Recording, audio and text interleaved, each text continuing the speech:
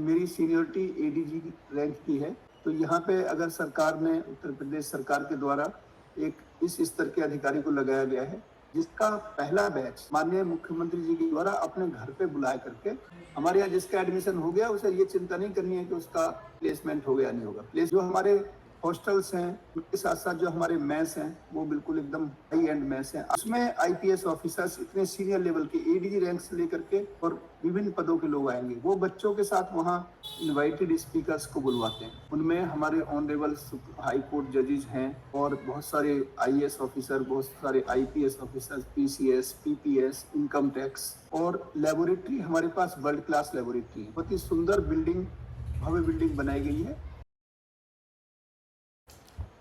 Hello everyone, आज का ये वीडियो काफ़ी इंपॉर्टेंट होने वाला है हर उस स्टूडेंट के लिए जो स्टूडेंट फोरेंसिक साइंस में अपना करियर परस्यू करना चाहते हैं, साथ ही साथ इंडिया के one of the premium institute से अपनी फोरेंसिक डिग्री कंप्लीट करना चाहते हैं। आज के इस वीडियो में हमारे साथ हैं doctor JK Goswami, senior IPS and founding director of UP IFS, 7 year in CBI, also in United Nation. Sir has an expertise in forensic and law enforcement.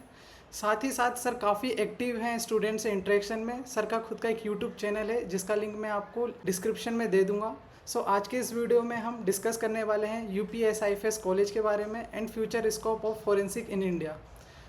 First of all thank you sir, आपने अपने इतने hectic schedule से हमारे लिए time निकाला और students की query के लिए आए sir. Thank you sir. Thank you dear Aman. Yes sir. And ये एक अच्छा अपॉर्चुनिटी है। एक संस्थान के रूप में मुझे अच्छा लगता है कि मैं बच्चों के साथ इंटरेक्ट करूं। और अभी चूंकि एक एडमिशन का ये समय चल रहा है तो बच्चों की बहुत सारी जिज्ञासाएं भी होती हैं कि नया संस्थान है तो उसका भविष्य क्या है, कौन कौन से कोर्स हैं। तो मैं आपके साथ साथ सभी जो भी दर्शक हैं, जो बच्चे हैं, उनके पेरेंट्स हैं, उनको भी मैं धन्यवाद देता हूं कि वो आप इस कार्यक्रम के माध्यम से हमारे संस्थान के बारे में ज़्यादा से ज़्यादा जानेंगे। और अगर कोई और विशेष जानकारी आपको करनी है तो हमारा यूपीएसआईएफएस लखनऊ की जो वेबसाइट है उस पर भी आप और डिटेल में हमारे कोर्स के बारे में और इस संस्थान के बारे में जान सकते हैं। सर काफ़ी बच्चों को, जैसे कि यूनिवर्सिटी काफ़ी न्यू है तो काफ़ी बच्चों को यूपीएसआईएफएस के बारे में या तो पता नहीं है तो प्रॉपर नॉलेज है नहीं। तो आप बता सकते हैं कि ये कॉलेज किस चीज़ से डीलिंग करता है और क्या ऑब्जेक्टिव है इस कॉलेज का? एक बार देखो अमन, मैं इस संस्थान की जो संस्थापना की गई उत्तर प्रदेश सरकार के द्वारा, मैं थोड़ा सा बैकग्राउंड से आपको बताता हूँ।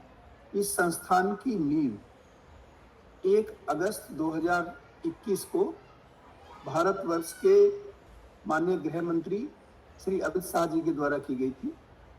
और ये संस्थान रिकॉर्ड 2 वर्ष से भी कम समय में बनाया गया, जो 50 एकड़ भूमि पे, जो अमोसी एयरपोर्ट है लखनऊ का, उसके लगभग 6 किलोमीटर कानपुर रोड पे है।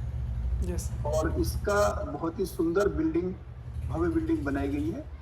और ये 50 एकड़ का, जैसे मैंने बताया, इसमें हमारे एकेडमिक ब्लॉक हैं, एडमिनिस्ट्रेटिव ब्लॉक हैं, बहुत ही सुंदर करीब 800 सीट का हमारा ऑडिटोरियम है, हॉस्टल्स हैं, और लेबोरेटरी हमारे पास वर्ल्ड क्लास लेबोरेटरी है। और मैं कोई इस तरीके से नहीं कह रहा हूँ, जो हमारी संस्थान की जो वेबसाइट है उस पर क्या क्या हमारी लेबोरेटरीज की जो फैसिलिटीज है उनके बारे में आप जान सकते हैं। Yes sir. जहाँ तक इस संस्थान में कोर्स के बारे में है तो हमारे 3 स्कूल हैं। एक है स्कूल ऑफ फोरेंसिक साइंस, जिसमें हम बीएससी फोरेंसिक साइंस का 5 साल का जो इंटीग्रेटेड कोर्स है, बीएससी एमएससी, उसको कराते हैं। दूसरा कोर्स जो ग्रेजुएशन का है वो है बीटेक एमटेक, 5 ईयर का इंटीग्रेटेड कोर्स। और एक कोर्स है बीएससी एलएलबी। तो ये 3 कोर्स हुए हमारे ग्रेजुएशन के।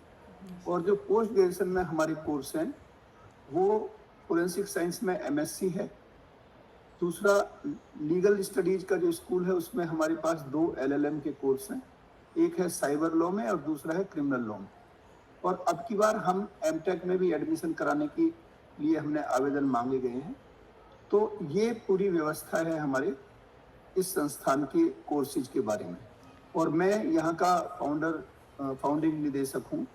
और आप समझ सकते हैं कि सरकार का ये कितना महत्वपूर्ण ये प्रोजेक्ट है कि मेरी सीनियरिटी एडीजी रैंक की है।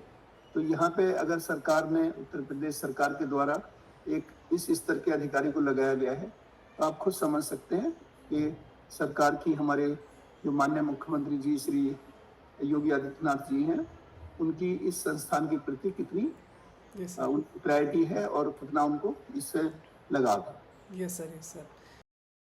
तो सर जैसे डिफरेंट हमारे कोर्सेज हैं, तो इनका एडमिशन प्रोसेस क्या होने वाला है और प्रोसीजर क्या है, एक बार बता देंगे आप? ये सवाल आपने बहुत अच्छा किया और ये बहुत महत्वपूर्ण इसलिए भी है कि कल से दिनांक 24 जुलाई 2025 से जो NFSU गांधीनगर के द्वारा सेंट्रल एडमिशन की प्रक्रिया प्रारंभ की गई है, और उसमें हमारे संस्थान में भी जो भी बच्चे लेना चाहते हैं, जो मैंने कोर्स बताए, उनमें वो ओप्ट कर सकते हैं।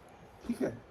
उसके साथ साथ हमने अलग से भी एप्लीकेशन कुछ मंगाई थी, जो कि पहले ये था कि पिछले 2 वर्षों में हमने डायरेक्ट एडमिशन किए थे, तो हमने एप्लीकेशन मंगाई हुई है, और उनमें जो भी नेशनल लेवल के टेस्ट हैं, जैसे लॉ के लिए क्लैट के, UG PG के एग्ज़ाम के मेरिट के स्कोर्स हैं, और BTech MTech के लिए हमारा जो JEE मेंस का जो स्कोर है वो, और जो BSc forensic science, MSc forensic science के लिए NF80 जो NFSU के द्वारा कंडक्ट कराया गया, जिसका रिजल्ट अभी बहुत हाल में ही निकला है, उसका स्कोर, और CUT के स्कोर पे हम एडमिशन बाद में बची हुई सीटों पे करेंगे। लेकिन मैं सभी स्टूडेंट्स से, उनके पेरेंट्स से कहना चाहूँगा कि अभी वो NFSU का जो सेंट्रल एडमिशन की जो प्रक्रिया शुरू हो रही है 24 जुलाई 2025 से, उसमें भाग लें और हमारे संस्थान को वो ऑप्ट कर सकते हैं। एक और क्वेश्चन था कि काफ़ी बच्चे पढ़ने में अच्छे होते हैं, बट उनकी जो फैमिली सिचुएशंस होती हैं इन टर्म्स ऑफ फाइनेंशियल, वो इतनी सपोर्टिव नहीं होती। तो कॉलेज के अपने साइड से किसी भी टाइप का स्कॉलरशिप या छात्रवृत्ति कुछ टाइप का प्रोवाइड करता है क्या स्टूडेंट्स को? देखिए, हमारे यहाँ जो उत्तर प्रदेश सरकार की जो नीतियाँ हैं, उनमें काफ़ी बच्चों को स्कॉलरशिप मिलती है। पिछली बार भी काफ़ी बच्चों को स्कॉलरशिप मिली है। तो एक वो स्कॉलरशिप हम सभी का भरवाते हैं जो बच्चे एलिजिबल हैं, और हमारे जो फैकल्टी है वो उसमें विशेष रुचि लेकर के सभी के फॉर्म भरवाए जाते हैं, जो विभिन्न प्रकार की जो स्कॉलरशिप निकलती हैं। तो एक तो पहलू ये हुआ। उसके अलावा जो बच्चे ऐसे हैं जो बैंक से लोन लेना चाहते हैं, तो हमारे यहाँ बैंक की जो प्रोविजंस हैं, उन्हें हमने बैंक को इनवाइट करते हैं। हमारे यहाँ जो PNB है, पंजाब नेशनल बैंक, उसकी एक ब्रांच यहाँ पे है, और वो भी बच्चों को एजुकेशन लोन ग्रांट करते हैं। उसके अलावा HDFC है, और अन्य बैंक के लोग भी आते हैं यहाँ, बच्चों को फैसिलिटेट किया जाता है ताकि उन्हें पढ़ाई करने में कोई धन की कोई परेशानी ना आए। ओवरऑल पर्सनैलिटी डेवलपमेंट भी मेरे हिसाब से काफ़ी इंपॉर्टेंट होता है कि स्टूडेंट के लिए। सो उस चीज़ों के लिए कॉलेज कैसे कंट्रीब्यूट करता है कि स्टूडेंट्स में, आप कुछ शेयर कर सकते हैं? इस बिंदु पे जो पर्सनैलिटी डेवलपमेंट है, उस पे हम लोग विशेष रूप से ध्यान देते हैं।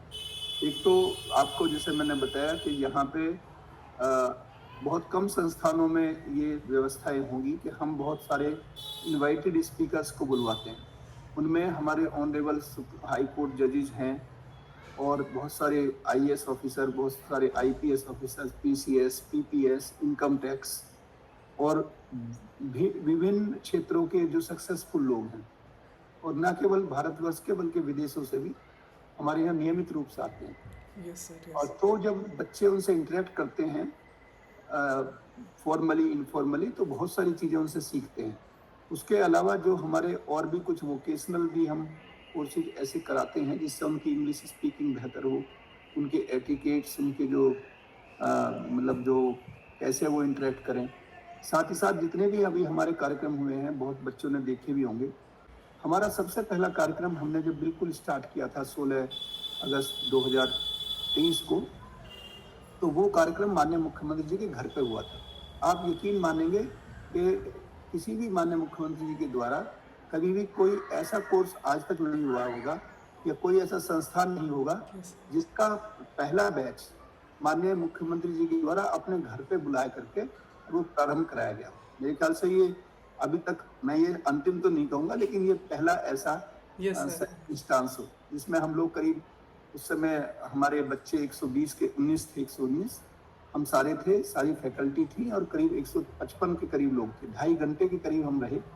48 मिनट तक उनके द्वारा इंटरेक्शन किया गया और खाने पीने से लेकर के जो वहाँ का जो माहौल रहा, वो बच्चे आज तक उसको एक अपने जीवन की एक बहुत बड़ी उपलब्धि मानते हैं। तो इस तरीके से जो मैं आपसे कहना चाहता हूँ कि जो पर्सनैलिटी डेवलपमेंट है, यस सर। तो उसकी वजह ये है कि हमारे यहाँ एक्टिविटी बहुत होती है। आप देखेंगे लगातार कोई ना कोई एक्टिविटी चलती रहती है। जो हमारे एकेडमिक की एक्टिविटी है उसमें बहुत सारे स्पीकर्स बाहर से आते हैं। उसके साथ साथ बहुत सारी जो हमारी कैपेसिटी बिल्डिंग की ट्रेनिंग चलती है। जैसे अभी हमने 3 महीने का आर्मी का कोर्स कराया है। अच्छा। तो आर्मी के ऑफिसर्स के लिए 3 महीने का जो हाई एंड साइबर सिक्योरिटी का कोर्स था। तो आप सोचिए कि हमारे बच्चों को 3 महीने तक उनसे इंटरेक्ट करने का मौका मिला। यस सर, काफ़ी। ठीक है, उसी तरीके से अभी जो नेक्स्ट वीक में 28 जुलाई से 5 दिन का सीनियर आईपीएस ऑफिसर्स का एक वर्टिकल इंटरेक्शन कोर्स है जो बीपीआरएनडी के द्वारा हमें अलॉट किया गया है। उसमें आईपीएस ऑफिसर्स इतने सीनियर लेवल के एडीजी रैंक से लेकर के और विभिन्न पदों के लोग आएंगे। वो बच्चों के साथ वहाँ बच्चों को मौका मिलता है उनसे इंटरेक्ट करने का। मेरे ख्याल से किसी संस्थान में नहीं इतना बड़ा मौका नहीं मिलेगा। नॉर्मल कॉलेजेस में ये अपॉर्चुनिटी सर मिल ही नहीं सकती। नॉर्मल क्या सर, काफ़ी अच्छे अच्छे कॉलेजेस में कहता हूँ, मेरे दोस्त भी हैं, तो उनमें भी ये अपॉर्चुनिटीज़ नहीं मिल पाती जो इस लेवल की अपॉर्चुनिटीज़ बच्चों को इंटरेक्शन के लिए मिल सकती है यहाँ पे। ये बात तो सही है अमन। और मैं ये चाहता हूँ बच्चों से कि बच्चे हमारे यहाँ बच्चे पढ़ रहे हैं उनसे इंटरेक्ट करें। आपको पता चलेगा, क्योंकि हो सकता है आपको लगे कि मैं यहाँ निदेशक हूँ या किसी चीज़ों को पता नहीं सही बात क्या है क्या नहीं है। तो आपको जो बच्चे हैं यहाँ या जो आसपास में लोग हों, उन्हें मैं जरूरी नहीं एडमिशन के लिए आप आके देखिए तो सही कि हमने किस प्रकार की लैब बनाई है, हमारी किस प्रकार की पूरी व्यवस्थाएं हैं, किस प्रकार का अनुशासन है। हॉस्टल में हमारे रूम में प्रत्येक रूम के अंदर हमारा जो टॉयलेट है, जो हमारे हॉस्टल्स हैं उनके साथ साथ जो हमारे मेस हैं वो बिल्कुल एकदम हाई एंड मेस हैं। आज तक 2 साल के अंदर मुझे कभी किसी बच्चे से खाने की प्रति शिकायत नहीं मिली, क्योंकि हम खाने में इतना विशेष रूप से ध्यान रखते हैं। हमारी रेगुलर चेकिंग होती है। जो सर मेरा नेक्स्ट क्वेश्चन ये था कि अगर कोई स्टूडेंट यूपीआईएफएस आता है और उसको अगर किसी लॉ इन्फोर्समेंट एजेंसीज़ में जाना है, तो सर क्या क्या अपॉर्चुनिटी और क्या प्रोसीजर हो सकता है उस स्टूडेंट्स के लिए कि वो लॉ इन्फोर्समेंट एजेंसीज़ में काम कर सके, या कोई अपॉर्चुनिटी प्रोवाइड होती है स्पेशल इन कॉलेजेस के स्टूडेंट्स के लिए? ऐसा देखिए अमन, आपको मैं बताऊं, आज का जो मॉडर्न समय है, मेरे ख्याल से इस टाइम ये जो समय चल रहा है ये 2 चीज़ों का है, और इस बात को सभी लोग बहुत ध्यान से सुने जो मैं कहना चाहता हूँ। ये समय है साइंस टेक्नोलॉजी और लॉ के फ्यूजन का। इसीलिए हमने एक कंसेप्ट यहाँ इंट्रोड्यूस किया है, लॉ विद लैब्स। ये एक इनोवेटिव आइडिया है, इस संस्थान के द्वारा इसको लागू किया गया। अभी आपने सुना होगा data protection act, DPDP act आ गया। राइट टू प्रीवेसी हमारे यहाँ फंडामेंटल राइट बन गए। अब आपको अगर यही पता नहीं है कि प्रीवेसी क्या होती है, राइट टू फंडामेंटल राइट क्या होते हैं, फंडामेंटल राइट और लीगल राइट में क्या अंतर है, और आपने मान लिया कोई ऐप बनाया और वो लीगल कंप्लायंट है नहीं और आपने वो मार्केट में बेच दिया, ठीक है, और ये बड़ी कंपनी भी हो सकती है, तो आपको अगर उससे कोई डेटा का ब्रीच होगा तो आप उसके लिए जिम्मेदार होंगे। और मैं ये बताना चाहता हूँ कि जो लोग अब लीगल कंप्लायंट नहीं होंगे, चाहे वो प्रोडक्ट में हो या सर्विस में हो, तो वो कंपनियां मतलब खत्म हो जाएंगी। आप सबके डीपीडीपी एक्ट में जो पहला अगर डाटा ब्रीच होगा तो उस पर 250 करोड़ रुपए का पेनल्टी है। जो यूरोपियन यूनियन की जो जीडीपीआर 2018 का जो लॉ है उसमें 50 मिलियन यूरो आप अंदाजा लगाइए। इस समय जो ये समय है साथियों, और खास करके स्टूडेंट्स को मैं कहना चाहता हूँ, आपका भविष्य बहुत उज्जवल है। आप ऐसे समय पे एंटर किए हैं कि आप कन्वेंशनल चीज़ों को छोड़िए।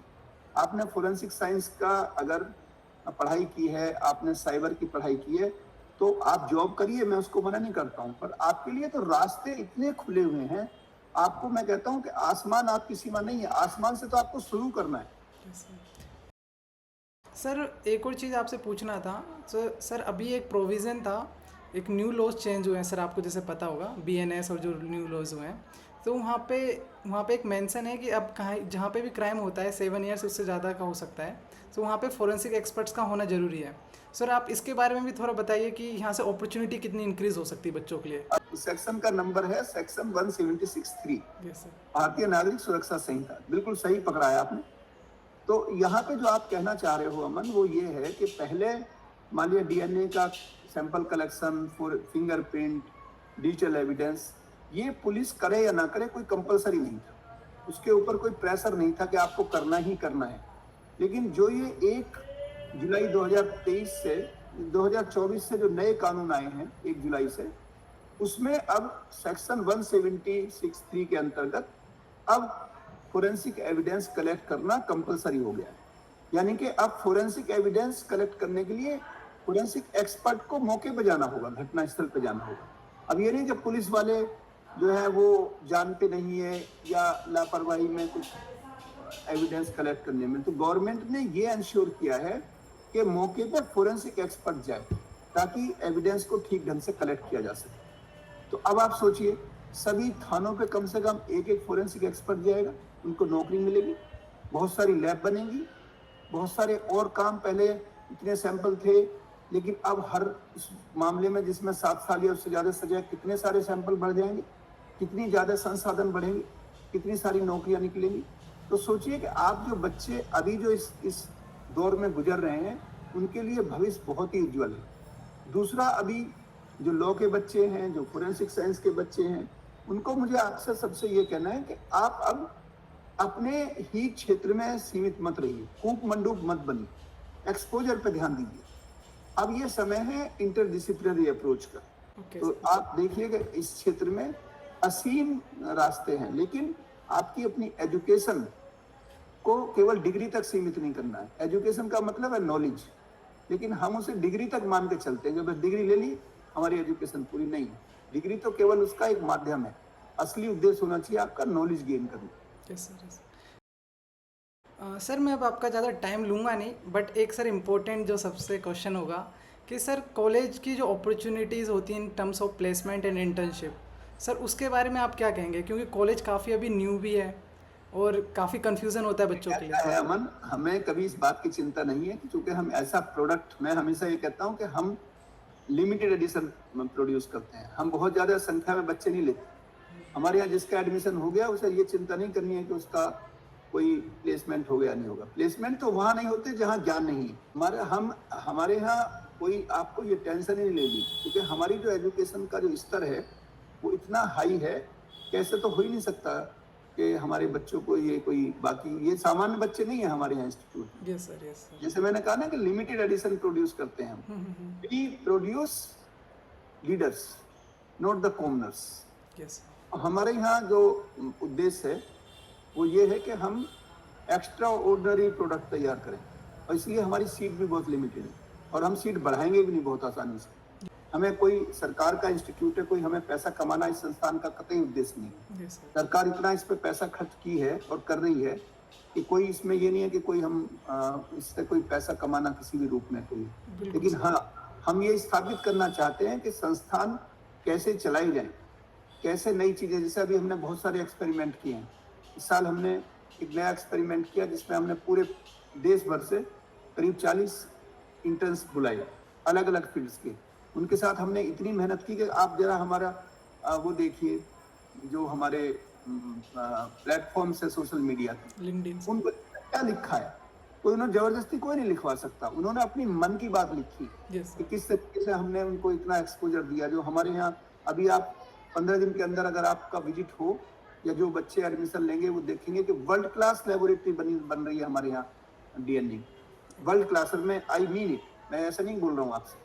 इसी तरीके से हमारे यहाँ एआई, ड्रोन, जो आपका रोबोटिक्स, इसकी जो लैब बनी है बिल्कुल एकदम वर्ल्ड क्लास। कितने सारे जो इक्विपमेंट जो आए हैं, सारे लेटेस्ट मॉडल। तो आपको बात ये है कि केवल डिग्री नहीं लेनी है आपको। आप ये देखिए, कहीं भी आप पढ़ाई कर रहे हैं, वहाँ इक्विपमेंट क्या है, वहाँ लेबोरेटरी फैसिलिटी क्या है। साइंस बिना प्रैक्टिकल के, बिना हैंड्स ऑन के नहीं होगी। Yes sir. अब जब तक आपके पास में, मान लिया अब आप बात करते हैं साइबर फोरेंसिक्स की, आपके पास टूल ही नहीं होंगे, आपने देखा ही नहीं है FTK क्या होता है, सेलिब्रेट क्या होता है, तो आपको हवा में बात करके पढ़ाई नहीं होगी। जब तक आप हैंड्स ऑन नहीं करेंगे। हम कोई कोर्स ऐसा नहीं करते कि जब तक हम पूरी तरीके से उसकी तैयारी ना कर लें, पूरे हमारी लेबोरेटरी तैयार ना हो। तो आप आइए और हमारे संस्थान को विजिट करिए। एडमिशन लेना तो बाद की बात है, कम से कम आगे एक बार देखिए, आपको एक ऐसा संस्थान मिलेगा जिसकी आपने शायद कल्पना भी नहीं की होगी। Yes sir. काफ़ी मैं काफ़ी देखता हूँ कि सर आप भी काफ़ी एक्टिव रहते हैं कॉलेज को प्रमोट करने में। मैं इसलिए क्योंकि मैं इस नौकरी में होने के बावजूद माननीय मुख्यमंत्री ने मुझे यहाँ पोस्ट किया है तो किसी उद्देश्य से किया है। मैं यहाँ समय पूरा नहीं करता, मैं यहाँ एक एक मिनट को इस्तेमाल करता हूँ ताकि ज़्यादा से ज़्यादा उसका लोगों को लाभ मिले। Yes sir. मैं और भी जगह मेरी पोस्टिंग हो सकती थी, लेकिन डेलिबरेटली मुझे यहाँ पोस्ट किया गया तो किसी उद्देश्य से किया गया है यस और सर। उस उद्देश्य को पूर्ति करना मेरा धर्म है। Yes sir. तो काफ़ी अच्छा लगा सर आपसे बात करके। काफ़ी बहुत बहुत बच्चों धन्यवाद। सर काफ़ी बच्चों को भी अच्छा खासा आइडिया लगा होगा इस कॉलेज के बारे में, और क्या क्या लेबोरेटरीज़ हैं, क्या क्या चीज़ें हैं, काफ़ी उन सबको इंसाइट्स मिला होगा। So really thanks for sir इस सेशन के लिए।